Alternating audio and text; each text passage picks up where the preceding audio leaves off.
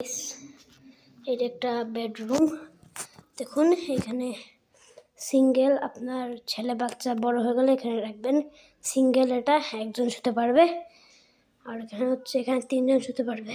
ওই যে এখানে একটা চাদর, আর এখানে একটা কি কম্বল, এখানে একটা ছোট বাচ্চা কাপড় আর একটা কাঁথা, ঠিক আছে।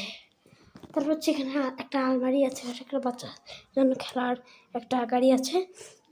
তো এটা অনেক কিছু আছে, কি বলতে পারবেন যে এখানে নেই।